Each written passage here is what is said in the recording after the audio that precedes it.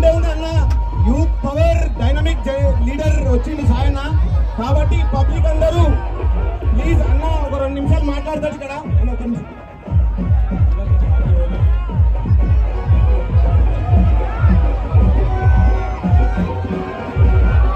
చాలా 2 మాటలు కూడా మాట్లాడేది మన అదృష్టం. యాక్చువల్గా ఇంత దూరం రావడానికి కూడా మన పేరుగా అందరికీ అన్నకి హృదయపూర్వక ధన్యవాదాలు. చాలా థ్యాంక్ యూ సాయి భాయ్.